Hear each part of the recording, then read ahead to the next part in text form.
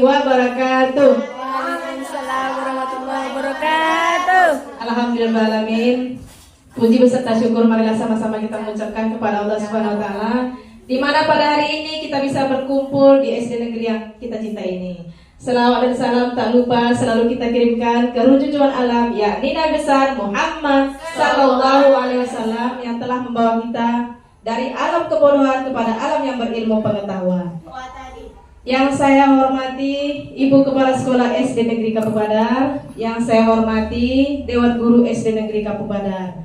Terima kasih saya ucapkan yang sebesar-besarnya untuk ibu-ibu semua yang sudah menyempatkan waktu hadir demi membantu saya dalam menyelesaikan tugas CGP saya. Nah, sebelum kita memulai kegiatan kita hari ini, ada baiknya kita berdoa dengan mengucapkan Bismillahirrahmanirrahim. Semoga apa yang kita laksanakan hari ini diridhoi oleh Allah Subhanahu wa taala dan kita bisa memahaminya. Nah, ini adalah tugas saya, aksi nyata modul 1.4 budaya positif oleh saya sendiri, Mahyunida, dari calon guru penggerak Angkatan 9 SD Negeri Kapu Badar Kota Subulus Salam.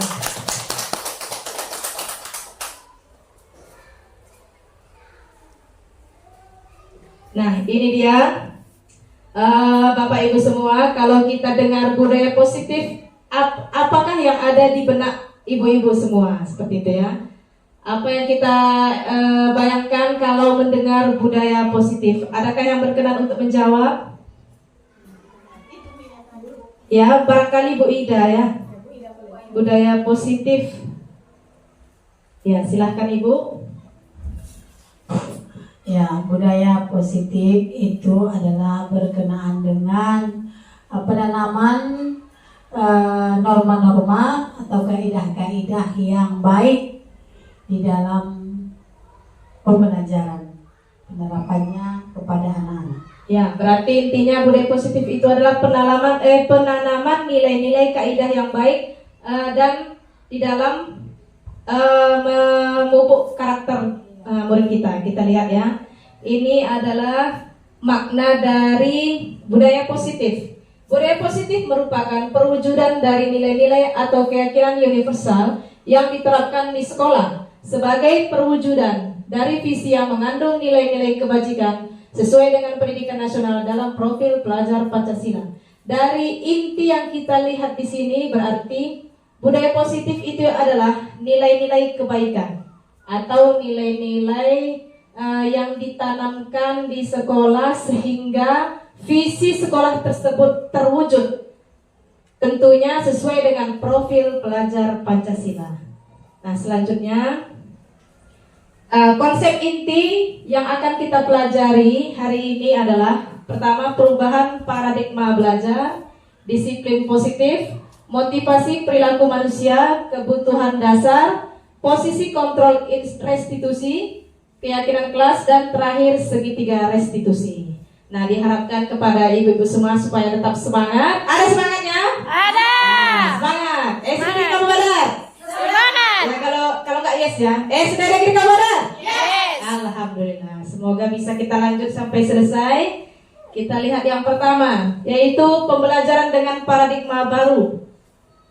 Pembelajaran dengan paradigma baru merupakan pembelajaran yang dirancang berdasarkan prinsip pembelajaran berdiferensiasi sehingga para peserta didik belajar sesuai dengan kebutuhannya dari tahap perkembangannya untuk mewujudkan profil pelajar Pancasila. Intinya, pelajaran dengan paradigma baru adalah pembelajaran yang baru yang sesuai dengan nilai-nilai yang ada di profil pelajar Pancasila. Diharapkan guru bisa melakukan pembelajaran yang berdiferensiasi Artinya mengelompokkan murid sesuai dengan minat dan cara mengajarnya. Nah, berapa ibu-ibu semua profil pelajar Pancasila? Ada 5 atau 6? 5 atau? Ya, berapa? 6. Belajar Pancasila, beriman dan bertakwa. Tahu? Tahu. Ya, itu nyanyinya bisa kita ajarkan untuk anak-anak. Yang pertama yaitu beriman bertakwa kepada Tuhan Yang Maha Esa dan berakhlak mulia. Kira-kira sekolah kita sudah menerapkan profil itu? Sudah. Alhamdulillah, sholat, kemudian persalaman sudah. Kemudian berkebinekaan global. Itu artinya semua kita ini ada budayanya berbeda, agama berbeda, kemudian sukunya berbeda. Namun perbedaan itu tidak menghambat kita untuk selalu berkolaborasi dan saling bersatu, Bhinneka Tunggal Ika. Kemudian kedua itu bergotong royong. Nah, diharapkan kepada anak kita supaya bisa bergotong royong, tidak hanya mengutip sampah, tetapi bisa berkolaborasi dalam segala hal, baik itu saat bekerja kelompok, berdiskusi, dan sebagainya. Kemudian kreatif. Kreatif itu seperti apa ibu-ibu?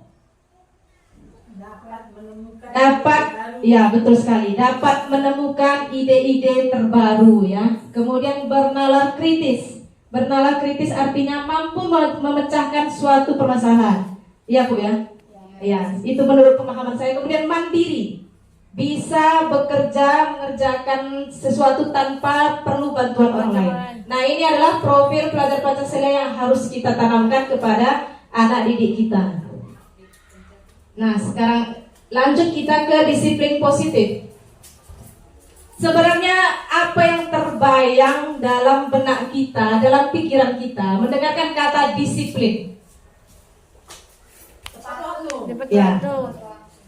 Kata kepala sekolah, kata Ibu Aidan, tepat waktu. Kalau yang lainnya, Ibu Sophie, kalau mendengar disiplin itu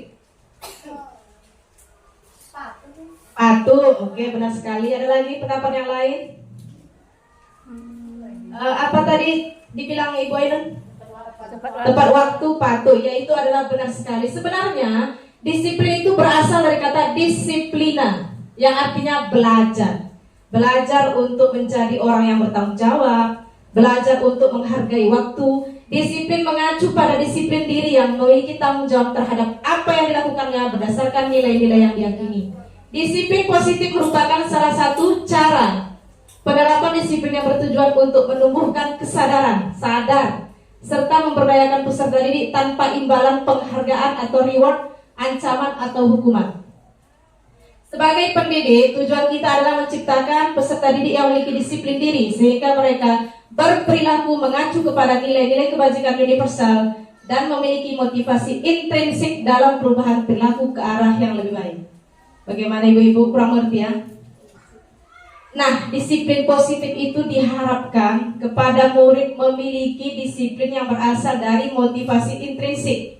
Misalnya mereka itu datang tepat waktu, itu karena apa?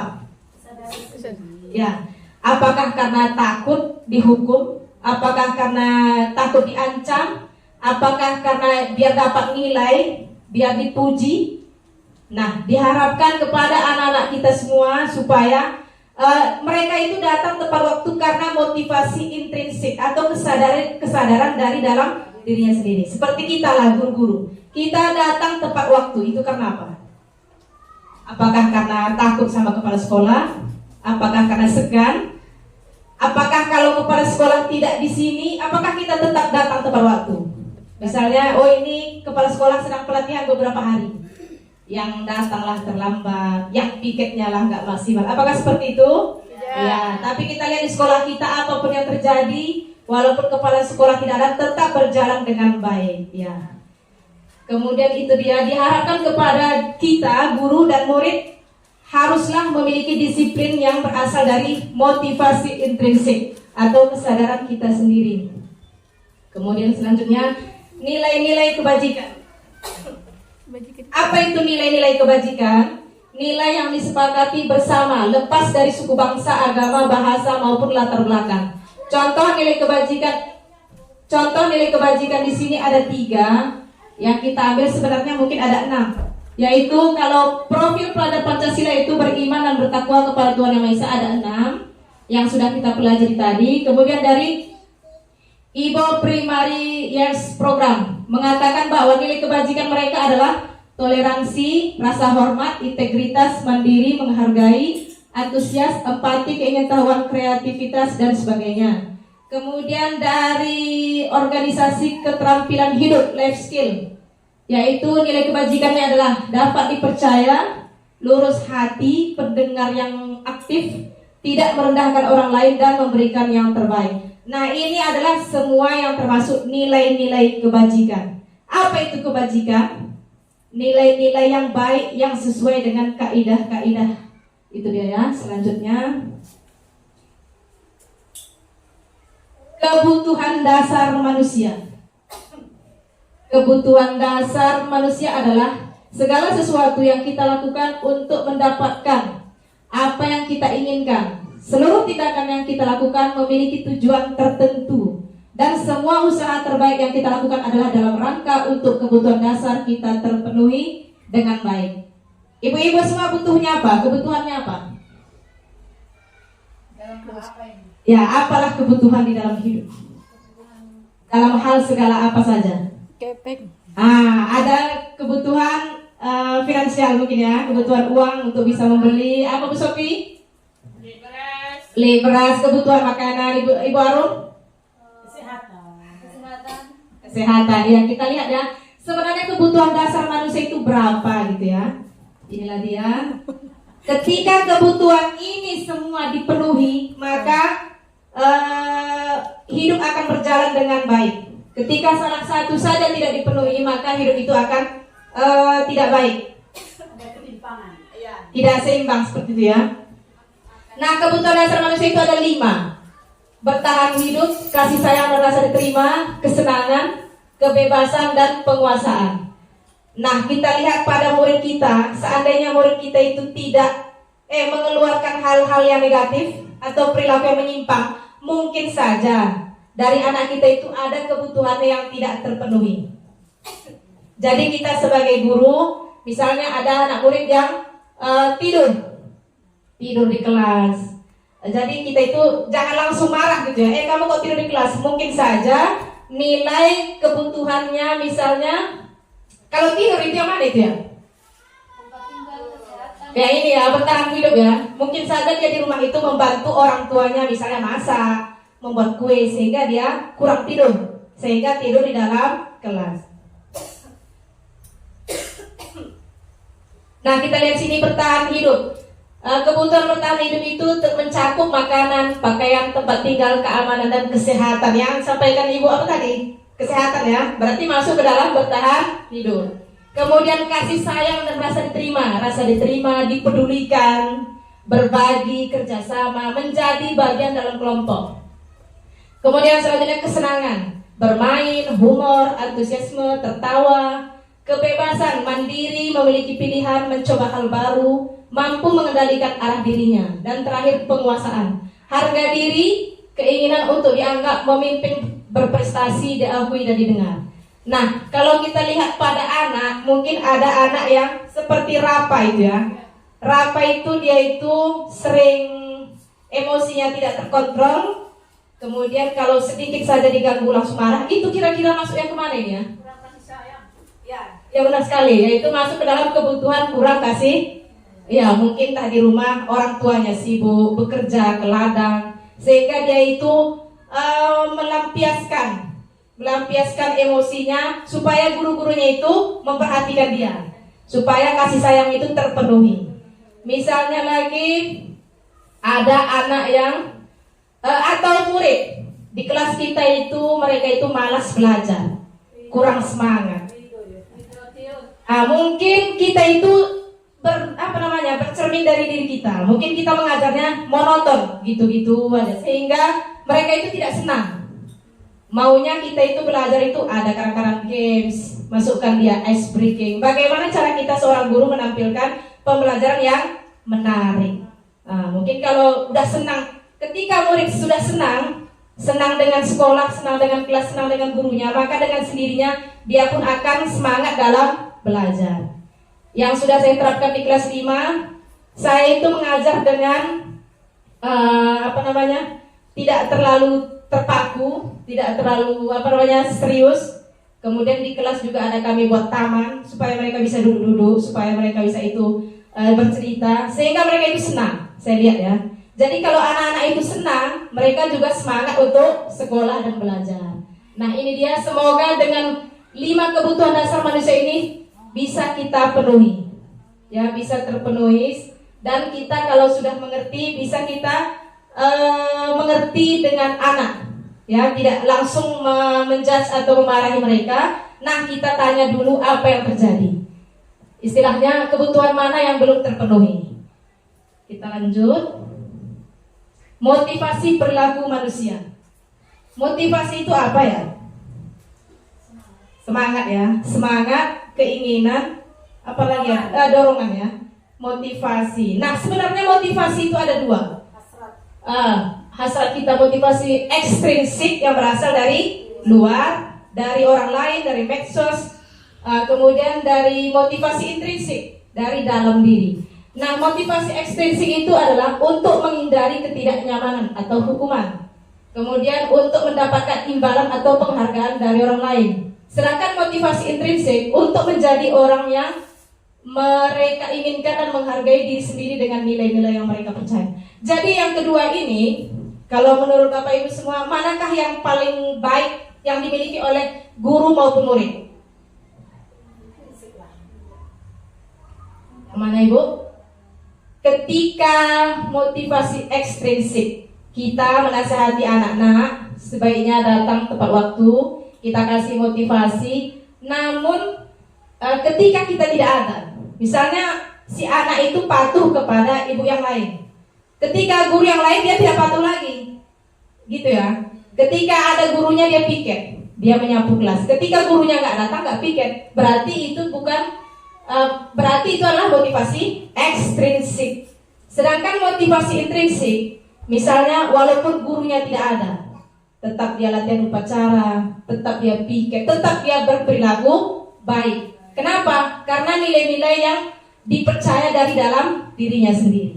Seperti itu. Bagaimana ibu-ibu? Bagaimana cara kita untuk menumbuhkan anak-anak kita itu supaya memiliki motivasi intrinsik?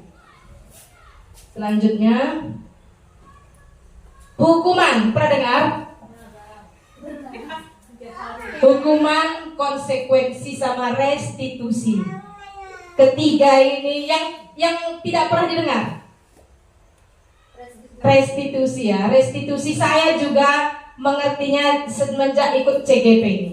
Hukuman itu adalah segala sesuatu yang kita terapkan kepada anak karena anak melakukan kesalahan. Nah hukuman itu tidak terencana tiba-tiba. Murid tidak tahu apa-apa. Apa yang terjadi bersifat satu arah, berupa hukuman fisik atau kata-kata. Kemudian hukuman ini seperti anak yang tidak pakai atribut lengkap, anak yang terlambat, anak yang berkasus, langsung kita hukum. Kamu ini udah datang terlambat, cepat cuci WC. Kamu datang terlambat, cepat tempat bendera. Seperti itulah. Ya, itulah hukuman yang berasal dari satu arah. Kita lihat nanti contohnya. Kemudian konsekuensi. Konsekuensi itu bahasa mudah itu apa ya? Imbasnya dari perilaku yang dilakukan mungkin ya. Apa bedanya? Kalau konsekuensi itu terencana, sudah disepakati oleh pihaknya ya, berbagai pihak sesuai dengan peraturan. Murid tetap dibuat tidak nyaman. Sikap guru selalu memonitori murid. Misalnya kita sudah sepakat murid yang tidak piket nanti membawa pupuk. Karena kan sudah kita sepakati. Jadi itu namanya bukan hukuman, tapi konsekuensi yang harus dia lakukan. Karena sudah melanggar kesepakatan. Kemudian restitusi, inilah dia proses menciptakan kondisi bagi murid untuk memperbaiki kesalahan. Proses kolaboratif yang mengajarkan murid untuk mencari solusinya sendiri. Kalau restitusi itu artinya guru dan murid berdialog, berdiskusi. Guru tidak mencari kesalahan murid, guru tidak marah-marah, guru meminta murid untuk menyelesaikan sendiri dari permasalahan yang dialaminya. Sehingga murid tersebutlah yang mencari solusinya. Itu arti restitusi. Selanjutnya, 5 posisi kontrol guru. 5 posisi kontrol diri. Kontrol itu artinya menahan ya. Apa Bu Ros?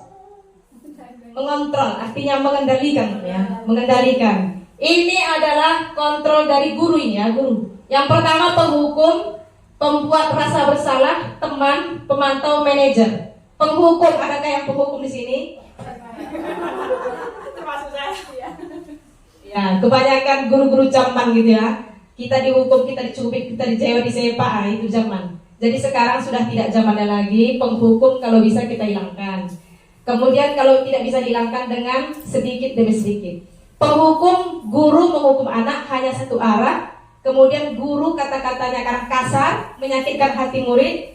Kemudian murid juga tidak berubah, semakin dendam, semakin bersifat negatif. Kalau pembuat rasa bersalah, guru berbicara seakan-akan lembut, tapi menyakitkan. Sehingga murid menjadi merasa bersalah, takutnya nanti bunuh diri gitu ya.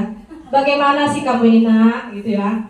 Nggak kasihan kamu nengok ibu ini, nggak kasihan kamu sama orang tua di rumah. Itu pembuat rasa bersalah. Sehingga anak pun kita pikir cara kita, gitu ya.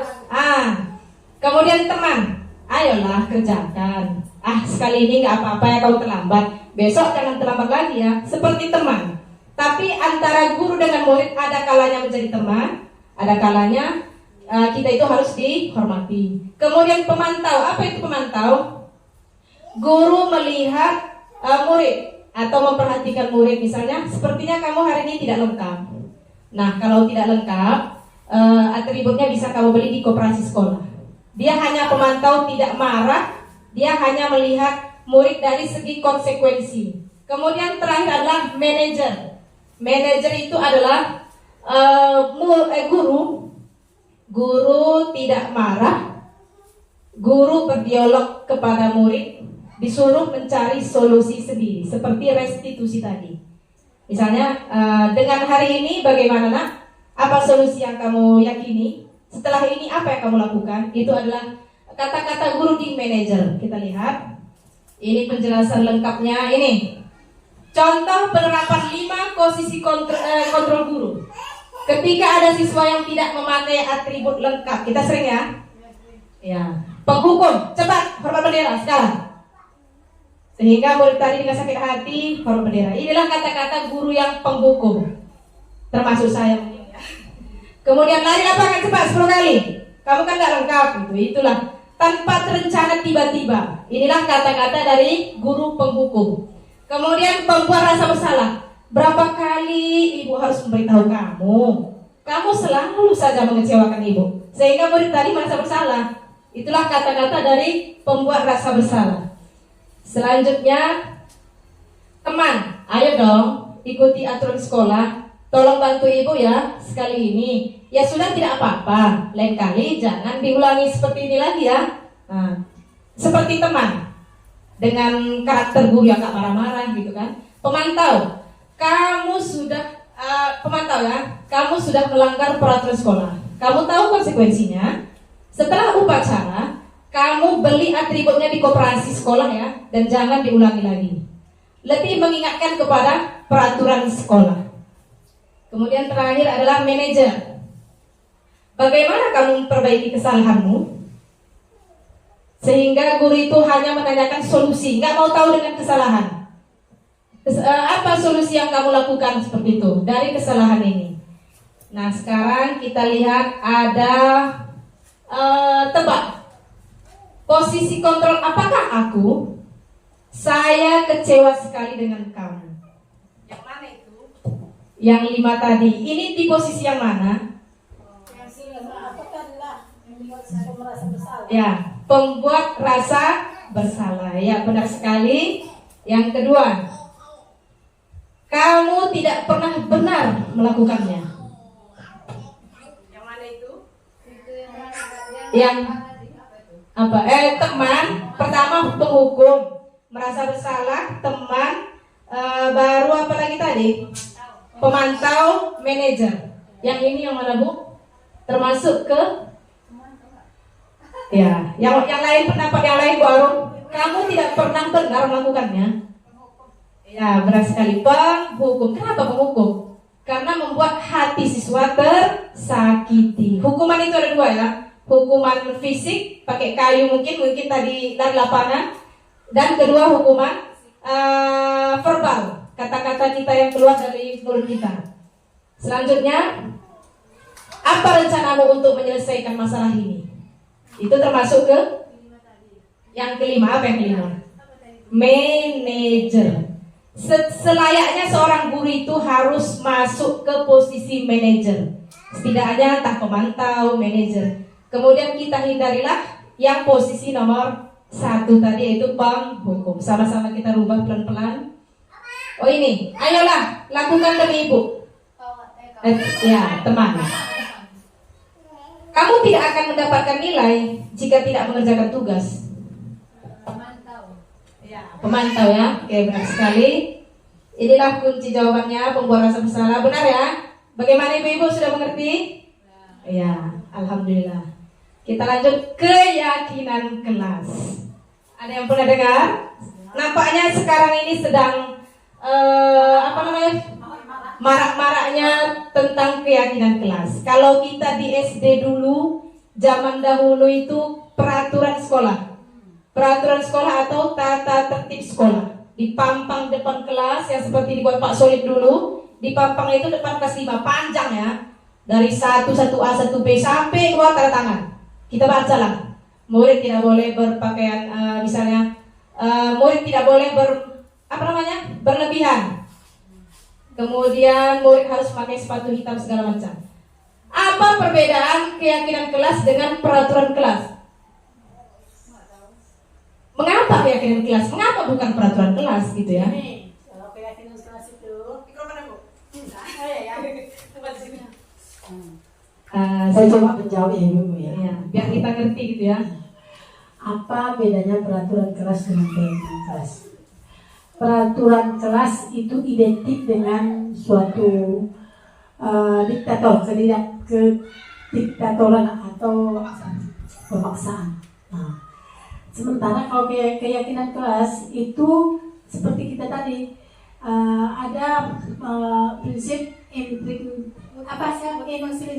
Nah, motivasi intrinsik di dalam itu bahwa dengan keyakinan kelas, anak-anak itu termotivasi dengan kesadaran sendiri, menyepakati melakukan apa yang menjadi keyakinan kelas kita.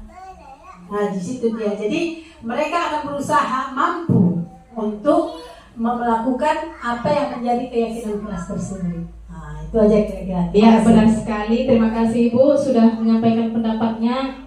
Ya, kita lihat apa sih perbedaan keyakinan kelas dengan peraturan. Keyakinan kelas adalah metode atau cara untuk menimbulkan kembali disiplin positif yang didasari oleh motivasi dalam diri. Benar sekali ya, motivasi intrinsik. Nah, jadi perbedaan peraturan dengan keyakinan. Kalau peraturan sekolah atau peraturan kelas itu yang membuat hanya guru, hanya satu arah, hanya guru, murid harus patuh. Terkadang mereka tidak patuh, ya. Kemudian sedangkan keyakinan kelas yang membuat adalah kesepakatan antara guru dengan murid. Selanjutnya, kalau peraturan sekolah itu banyak, karena nggak hafal kita ya, banyak dari atas beranak lagi penuh. Sedangkan keyakinan kelas hanya beberapa, 5, 6, supaya apa? Supaya mudah diingat. Kemudian kalau peraturan sekolah ada kata-kata jangan buang sampah sembarangan, dilarang berkata kotor, dilarang datang terlambat. Sedangkan keyakinan kelas harus berkata positif. Misalnya jangan membuang sampah sembarangan, kita ganti dengan buanglah sampah pada tempatnya. Dilarang bertengkar, diganti dengan menyayangi teman, menghormati teman. Kemudian lagi tidak boleh terlambat, kita ganti dengan datang tepat waktu. Kalau peraturan sekolah mereka tidak banyak yang melanggar. Kenapa? Karena bukan mereka yang buat. Sedangkan keyakinan kelas mereka meyakini. Kenapa? Karena sama-sama mereka yang buat, sehingga mereka ada motivasi intrinsiknya dari dalam diri mereka sendiri. Selanjutnya, ini dia ya. Pembentukan keyakinan kelas bersifat abstrak, berupa pertanyaan universal, dibuat dalam pernyataan positif. Ini cara membuat keyakinan kelas. Sedikit saja agar mudah diingat. Sesuai dengan kondisi sekolah. Semua warga sekolah, kelas dilibatkan saat membuat keyakinan. Nah, ini sudah kami lakukan hari Jumat kemarin. Membuat keyakinan kelas. Pertama, langkah pertama, guru menjelaskan keyakinan kelas. Pengertian keyakinan kelas, tujuannya, manfaatnya, istilahnya memberi penjelasan kepada murid. Kalau tidak mengerti kan ada Google gitu ya, keyakinan kelas ini. Setelah itu, sebelumnya kan guru sudah menempel kertas plano di belakang. Setelah guru menjelaskan pengertian keyakinan kelas, kemudian guru membagikan kertas post-it kepada anak-anak dan kemudian diisi oleh anak-anak. Misalnya ada yang 1, ada yang 2, bebas. Murid bebas memberikan pendapatnya. Setelah ditulis anak-anak, kemudian anak-anak menempelkan di kertas plano. Setelah ditempelkan di kertas plano, kemudian guru mensortir, guru merangkum. Ini kan banyak yang sama. Misalnya datang tempat waktu banyak yang sama, sehingga dirangkumlah. Dari 22 siswa, dari seluruh siswa dirangkum, dapatlah 5. Kemudian setelah ditulis, murid membacakan hasil keyakinan kelas tersebut secara bersama-sama. Ini dia. Setelah dibaca, seluruh murid menandatangani kertas supaya ditulis di sini. Artinya sudah ada kesepakatan atau perjanjian. Nah, inilah hasilnya. Ini keyakinan kelasnya 5, tanda tangan. Ini yang ditulis mereka tadi sebagai kenang-kenangan. Bagaimana? Mudah ya? Sebaiknya keyakinan kelas ini dibuat kapan? Di awal semester. Sehingga ketika ada murid melakukan kesalahan, kita ingatkan, nah, keyakinan kelas mana yang kamu langgar? Menurutmu perilakumu ini sesuai tidak? Tidak, Bu, karena tidak sesuai dengan keyakinan kelas kita yang nomor 1 misalnya. Ini lagi hasilnya. Sangat cepat ya. Tidak sampai 20 menit selesai. Cara membuat keyakinan kelas. Sederhana tapi sangat perlu. Nah, ini dia. Selanjutnya segitiga restitusi. Sedikit lagi biar tetap semangat. Ya, gimana kita buat game? Kalau saya bilang sebagian guru menyampaikan jika ini maka ini. Ya, bagaimana bisa? Ini panjang ini. Masih banyak ini. Dimulai dari Ibu bebas ya menyampaikan pendapat. Ibu Ros, jika saya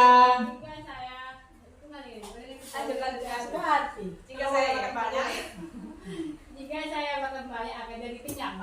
jadinya itu teman yang lain gitu, teman yang lain ya melanjutkan gitu. Atau mulai dari Ibu Ainun, jika Ibu Ainun. Saya punya uang banyak. Lanjut Bu. Saya akan berlibur. Berlibur atau healing. Jika saya punya uang banyak maka saya akan berlibur. Oke, Ibu Arum, jika saya sering sakit, maka Bu Sofi. Maka saya akan menjaga kesehatan. cocok. Jika saya sering sakit, maka saya akan menjaga kesehatan atau mengontrol makanan. Ya, oke, benar ya? Iya, nyambung. Saya ya, jika saya malas belajar, Maka saya jadi bodoh.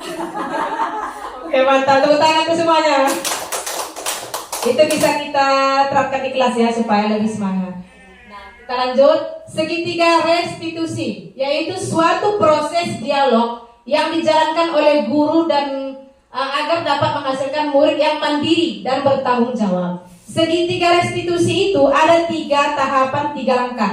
Yang pertama menstabilkan identitas, yang kedua validasi tindakan yang salah, yang ketiga menanyakan keyakinan.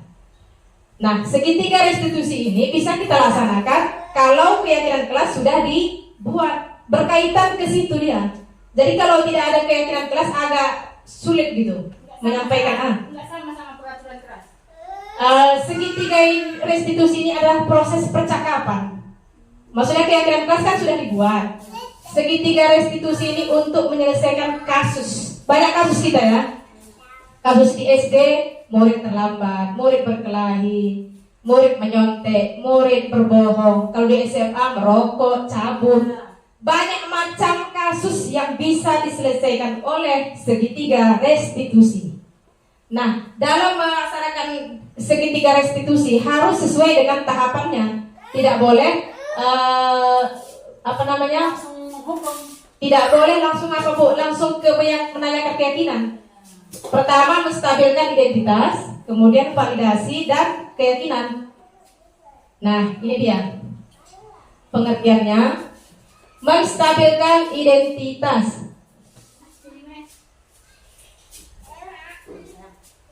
Menstabilkan identitas berdasarkan prinsip membuat kesalahan adalah bagian dari proses pembelajaran. Berbuat salah itu wajar. Tidak ada manusia yang sempurna.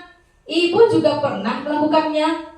Ibu tidak akan mencari siapa yang salah, tapi ibu ingin menemukan solusi dari permasalahan ini. Kamu berhak merasa begitu. Istilahnya menstabilkan bahwa kesalahan anak itu adalah normal. Selanjutnya, barulah kita masuk ke validasi tindakan yang salah. Berdasarkan prinsip setiap perilaku berupaya memenuhi suatu kebutuhan tertentu. Kamu pasti punya alasan mengapa melakukan hal itu. Padahal kamu bisa ya melakukan hal yang lebih. Untungnya kamu tidak sampai seperti itu. Kamu patut bangga karena telah melindungi sesuatu yang penting bagimu.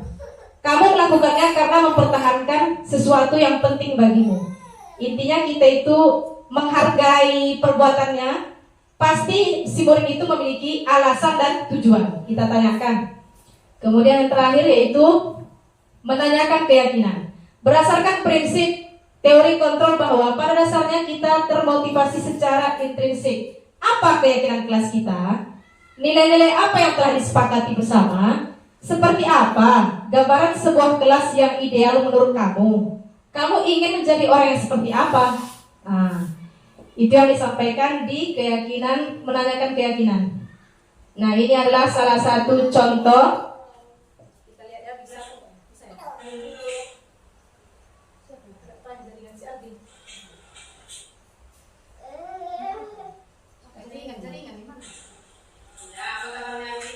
Ini adalah salah satu penerapan segitiga restitusi di kelas 5, yaitu dengan kasus murid terlambat.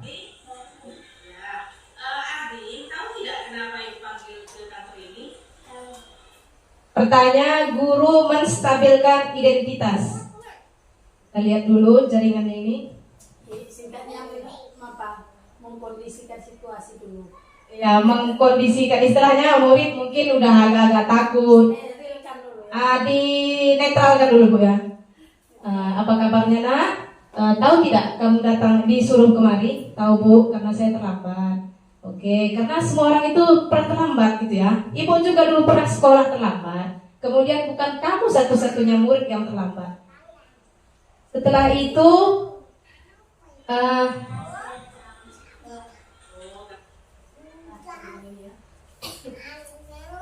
kemudian setelah guru menyampaikan seperti itu, masuk ke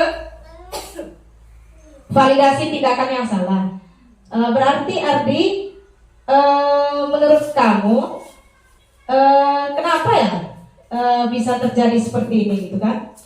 Kemudian disampaikan oleh murid lah. Semalam Bu, tadi malam saya menonton TV sampai larut malam, sehingga saya lambat tidur. Oh seperti itu. Jadi karena kamu karena kamu nonton TV, sehingga kamu lambat bangun. Iya Bu. Nah, kemudian kita sampaikanlah ke keyakinan kelas. Jadi menurut Ardi, bagaimana tindakan yang kamu lakukan itu baik atau tidak? Tidak Bu, bilangnya kan. Kemudian menurut kamu Ardi, keyakinan kelas mana yang sudah kamu langgar? Saya sudah melanggar keyakinan kelas yang datang tepat waktu. Oh, seperti itu. Jadi benar sekali kamu sudah melanggar keyakinan kelas yaitu datang tepat waktu. Nah, selanjutnya menurut kamu Ardi, apa solusi yang harus kamu lakukan? Oh, kalau seperti itu Bu, saya akan lebih cepat tidur, kemudian nonton TV-nya juga tidak terlalu lama. Bagaimana Ardi bisa kamu lakukan seperti itu karena kamu yang sudah menyampaikan? Bisa Bu? Selanjutnya bagaimana? Besok saya akan tidak terlambat lagi. Nah, seperti itu dia. Istilahnya tidak ada guru itu marah-marah. Kemudian si murid juga tetap percaya diri, tidak merasa gagal. Kemudian murid juga menemukan solusi dari permasalahannya.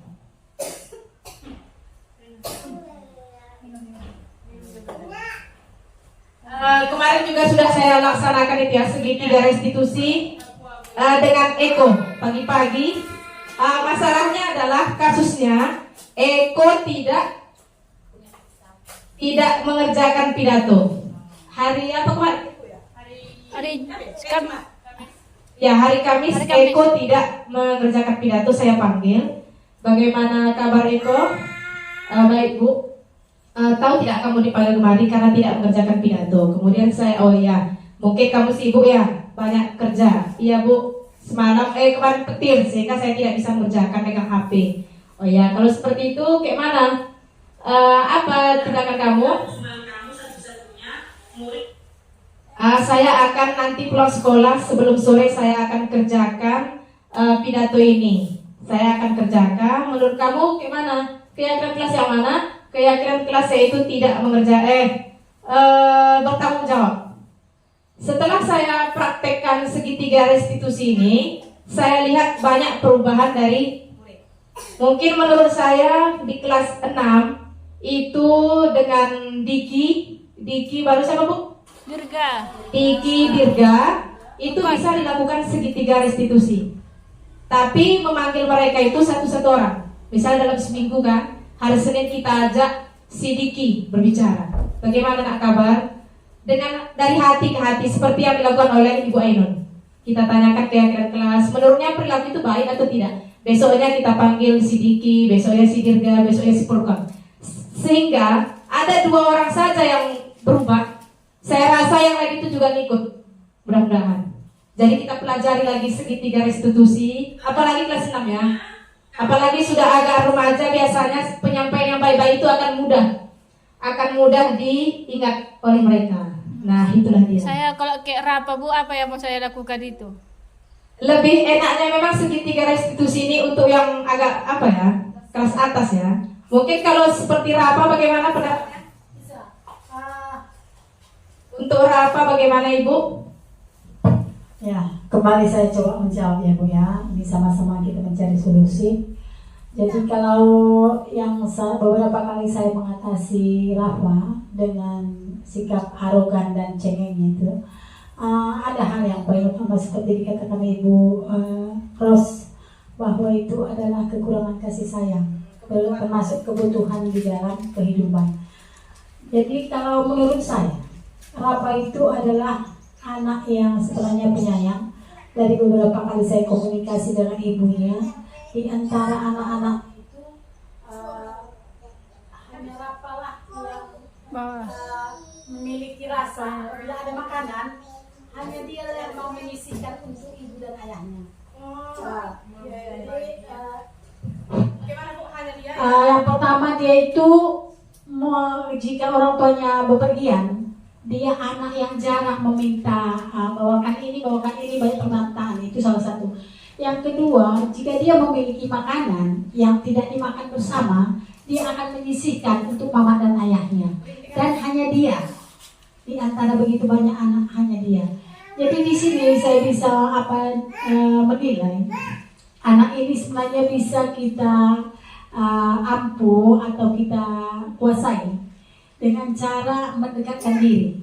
Mendekatkan diri salah satunya adalah memberikan perhatian lebih dan sering-seringlah menugaskan dia di kelas yang sesuai dengan dia dan ajak berkomunikasi dekat. Nah, seperti yang saya tadi kan, dia si mama itu jadi bilang, Rapa jangan marah ya. Ibu kan gak marah sama Rapa. Rapa, mau nggak berteman sama ibu? Ibu sayang sama Rapa. Rapa sayang nggak? Sayang. Kalau sayang sama ibu buang ya. Kita kan nggak ada berantem. Ayo, mari kita apa? Nanti si pulang itu akan ibu kasih hukuman. Yang saya dapatkan satu, dia akan berhenti jika kita bilang anak itu kita hukum. Lawannya itu, kita hukum nanti ya. Berarti dipedulikan. Ya, jadi dia menginginkan apa yang dia mau itu kita lakukan. Jadi walaupun pada dasarnya nggak selamanya dia benar, dia kan anak yang mau juga jahil juga, ya Pasti kan? ada alasan. Jadi di situ itulah salah satu tekniknya Bu Ros. Kalau saya bilang, kadang kita memang merasa jengkel ya Bu ya, bosan gitu diri aja. Tapi itu tadilah kita coba mengadakan pendekatan, mendalami pribadinya, sering komunikasi, dan ajak dia apa-apa, menugaskan sesuatu itu, sering-sering menugaskan sesuatu. Berarti ada di posisi penguasaan. Penguasaan. Di segi penguasaan bisa juga, tapi menugaskan sesuatu itu merupakan ungkapan kasih sayang kita, mengungkapkan persahabatan kita. Jadi dia akan Teman. apabila kita bisa berhasil meraih hatinya, dia akan melakukan apa yang kita inginkan. Jadi Gitu dia. posisinya jadi teman. Jadi teman dia. Jadi sebenarnya itu. Jadi kalau kita lihat dari apa yang disampaikan ibunya, sebenarnya dia penuh kasih sayang.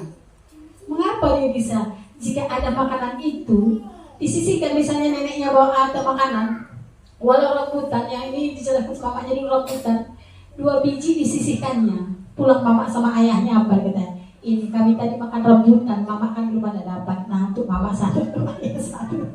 Itulah kasih sayang seorang anak. Yang lain nggak ada. Jadi pada dasarnya manusia itu udah didasari semua dengan kasih sayang, negatif dan positif.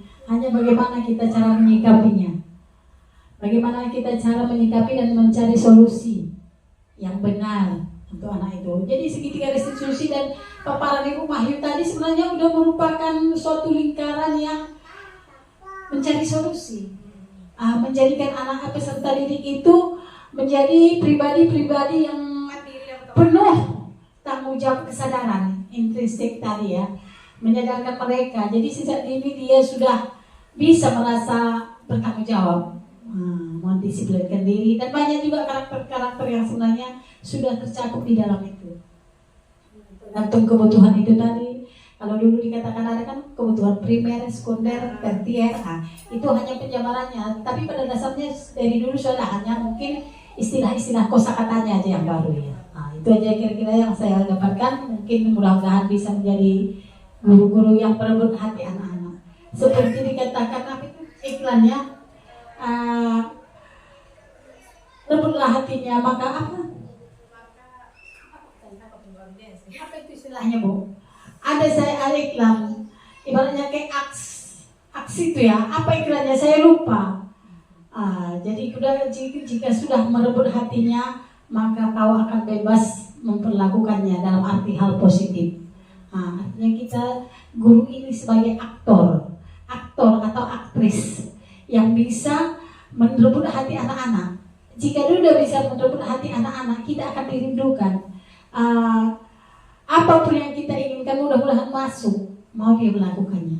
Sebenarnya salah satunya Ibu Ida. Itu saya lihat anak-anak itu menjerit-jerit memanggil Ibu Ida. Itu ya. Iya. Sampai siapa itu yang bilang melebihi dari apa memperlakukan Bu Ida dengan seperti mamanya ya kan. Jadi itu aja Ibu, terima kasih.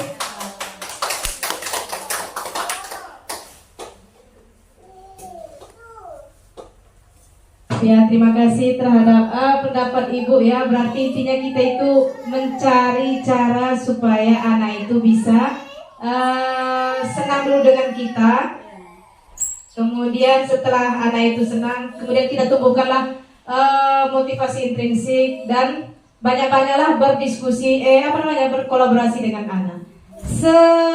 Senegatif apapun anak, pasti ada sisi positif dalam dirinya seperti yang sudah kami pelajari. Carilah inquiry apresiatif dari dalam dirinya. Kita memberikan apresiasi, kita menyemangati dia dengan nilai positif yang ada dalam dirinya. Seperti tadi yaitu disampaikan suka berbagi.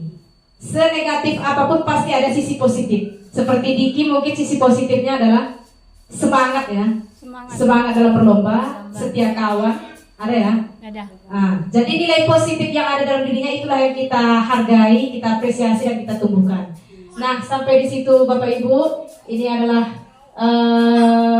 refleksinya. Dalam penerapan program disiplin positif, hendaknya guru memiliki standar kepribadian keprofesional dalam sosial yang baik, di mana guru mampu merefleksikan dirinya dalam posisi kontrol saat ini. Bagaimana perjalanan dirinya sebagai among atau manajer yang menuntut murid-muridnya menjadi insan yang mandiri, merdeka dan bertanggung jawab sesuai dengan standar nasional pendidikan. Diharapkan kepada kita supaya menjadilah among atau guru yang di posisi manajer, bisa menumbuhkan semangat anak, bisa dirindukan, kehadiran kita dirindukan oleh anak-anak semua. Dan tentunya menghindari hukuman. Mudah-mudahan. Sampai disinilah yang dapat saya paparkan. Lebih dan kurang saya mohon maaf. Saya akhiri. Wassalamualaikum warahmatullahi wabarakatuh. Waalaikumsalam warahmatullahi wabarakatuh.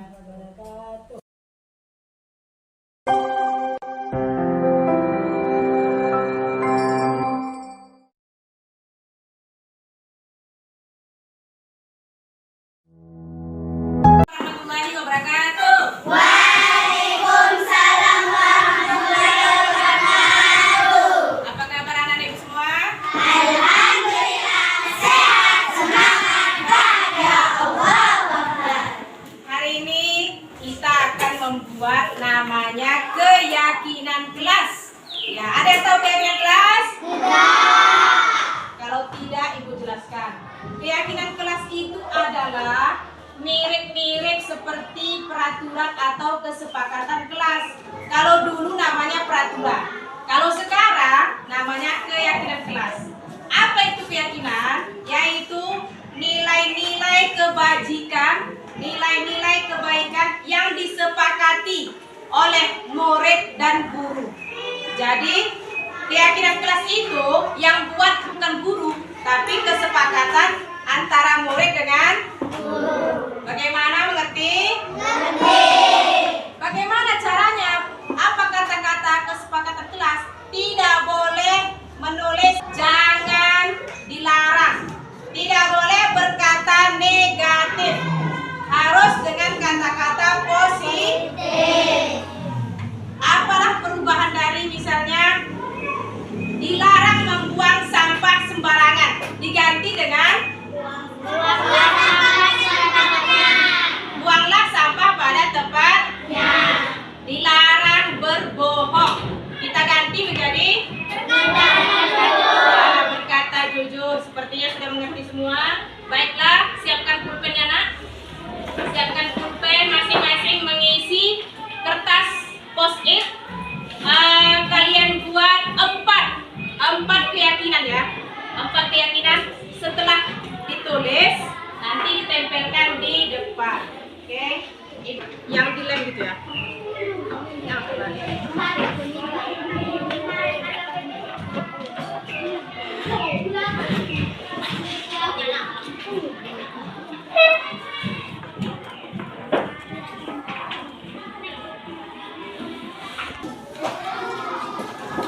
Ya, silakan diisi.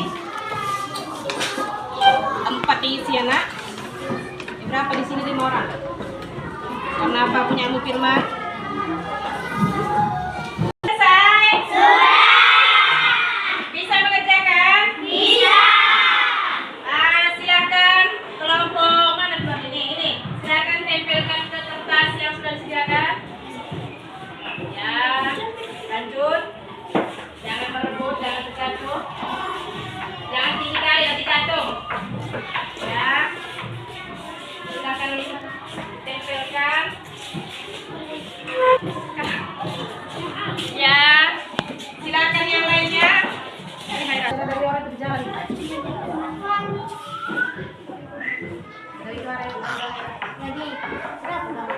Baiklah, dokter. Kita lihat ya, kita kita sortir atau kita rangkum yang sama. Inilah dia keyakinan kelas 5. Ibu tulis ya, keyakinan kelas. Kita lihat yang sama. Menjaga kebersihan kelas. Datang tepat waktu, berkata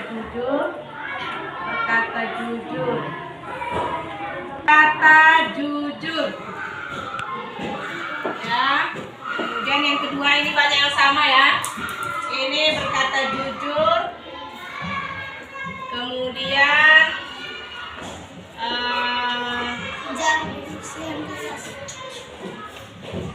ada menjaga kebersihan kelas, menjaga kebersihan ya. Baik kebersihan kelas, kebersihan diri. Kemudian ada tadi datang tepat waktu. Datang tepat waktu. Kemudian menyayangi teman. Menyayangi teman. Kemudian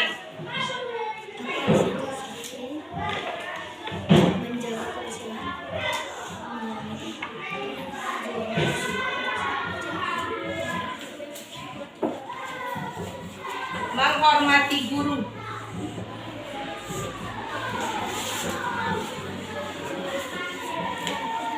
Baik anak-anak, bagaimana bisa kita baca? Bisa. 1, 2, 3.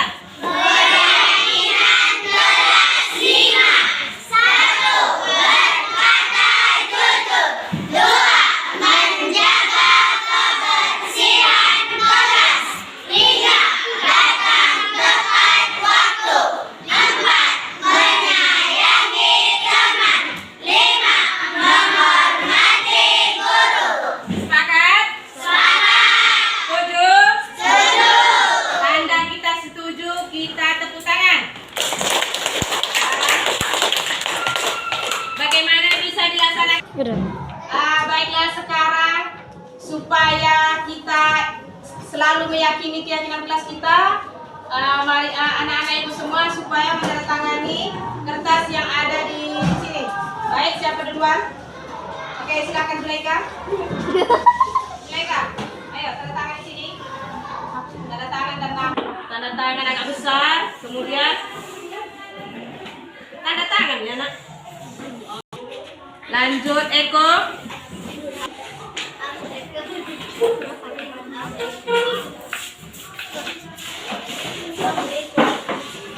Yang bilang situ, kok nggak sampai ke kali 3? Ini Kaira. Tangannya.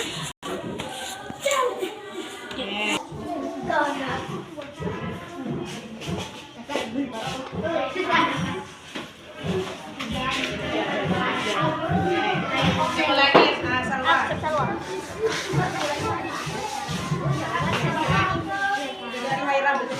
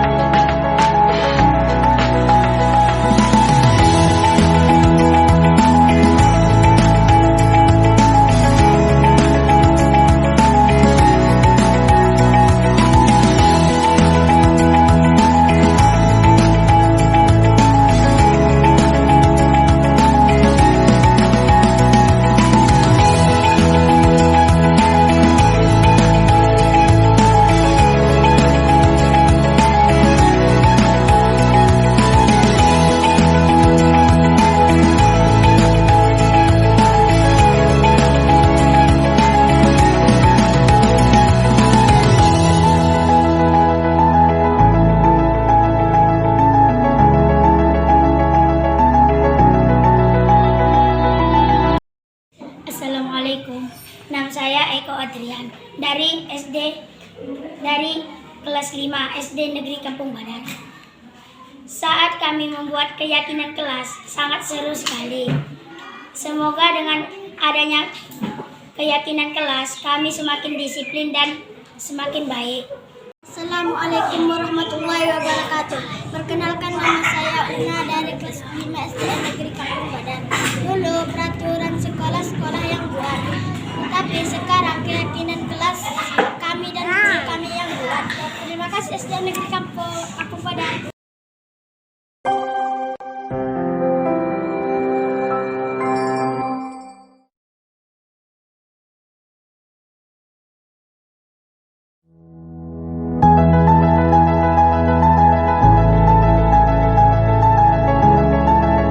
Assalamualaikum warahmatullahi wabarakatuh. Nama saya Arsidah Mani. Saya wali kelas 3. Kami sudah membahas tentang keyakinan kelas yang diterangkan oleh Ibu Mahyu. Dengan adanya keyakinan kelas, semoga nanti kedepannya kami bisa melaksanakan keyakinan kelas dan bisa kami laksanakan. Terima kasih. Assalamualaikum warahmatullahi wabarakatuh. Terima kasih Bu Mahyu.